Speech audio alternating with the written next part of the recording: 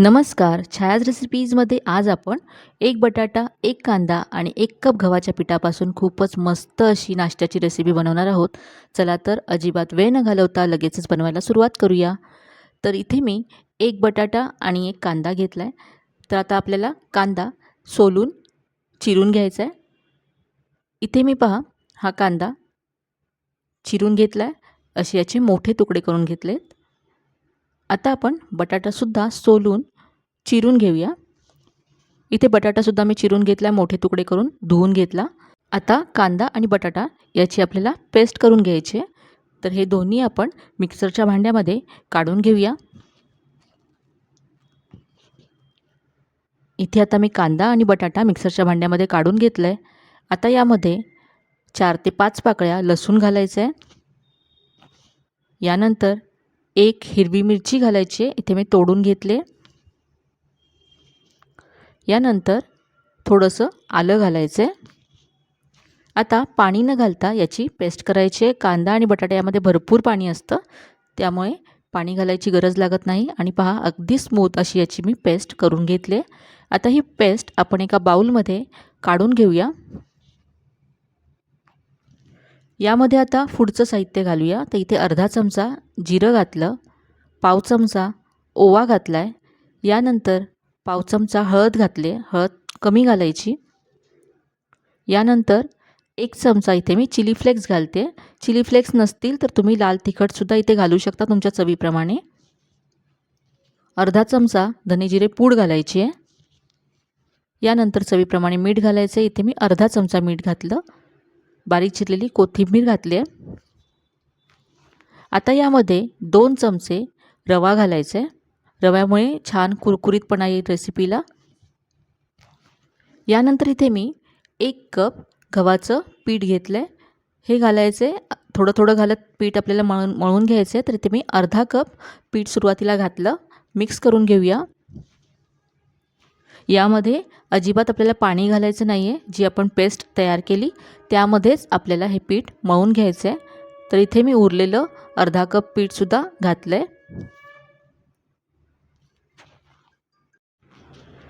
हे सगळं मळून घ्यायचं आहे. तर इथे मला अजूनही हे सैलसर वाटतं आहे, तर इथे मी आणखी पाव कप पीठ घालते. तर इथे पाहू शकता मला इथे 1.25 कप पीठ लागलं आणि हे असं मी याचा गोळा तयार करून घेतला आहे. आता यावरती 1 चमचा तेल घालायचं आहे आणि हे पुन्हा मळून घ्यायचं आहे. हे मळताना थोडंसं घट्टसरच मळायचं, कारण यामध्ये कांदा आहे, बटाटा आहे, त्यामुळे याला पाणी सुटतं. हे पीठ आता मळून तयार आहे. आता इथे मी याचा एक मोठा गोळा घेतला आहे. याला तेल लावून घेतलं. लाटण्याला सुद्धा तेल लावून घ्यायचं आहे आणि याची अशी जाडसर पोळी लाटून घ्यायची आहे.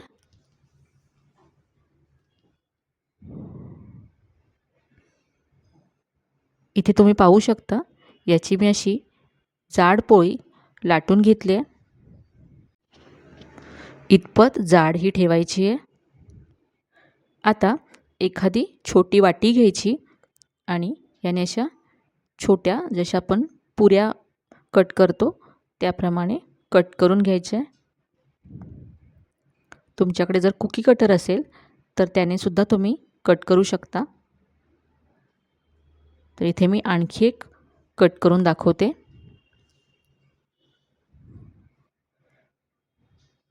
तुम्हाला जर वेगळ्या आकारामध्ये कट करायचं असेल तरीसुद्धा तुम्ही कट करू शकता. तर इथे असंच आता मी सगळ्या कट करून घेतल्या पहा. आता यावरती फक्त दिसायला छान दिसावं म्हणून मी सफेद तीळ लावते. अगदी ऑप्शनल आहेत, नाही लावले तरी चालतील. किंवा तुम्ही आधी जे पीठ मळलं तेव्हासुद्धा सफेद तीळ घालू शकता.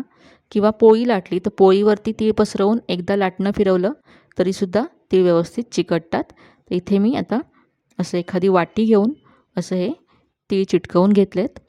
आता हे आपण शॅलो फ्राय करणार आहोत. तर इथे मी पॅनमध्ये तेल गरम करून घेतलं आहे. तुम्हाला जर हे फ्राय करायचं नसेल तर याच पिठापासून तुम्ही पराठेसुद्धा करू शकता.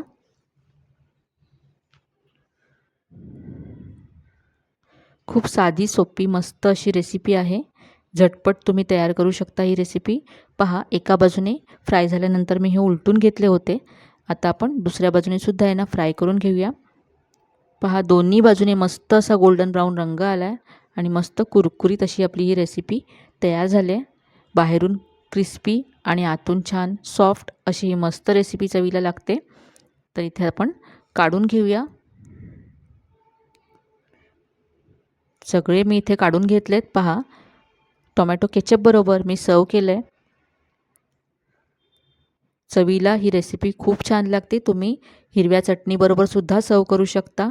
मुलांच्या टिफिनसाठी किंवा नाश्त्यासाठी झटपट तयार करू शकता. त्याचबरोबर तेल नको असेल तर याचेच पराठेसुद्धा तुम्ही बनवू शकता. तर इथे पहा, मी इथे 2 पराठे बनवून घेतलेत. अजिबात मी इथे तेल न लावता हे खरपूस भाजून घेतले. पराठेसुद्धा चवीला छान लागतात. तुम्ही असेसुद्धा बनवू शकता.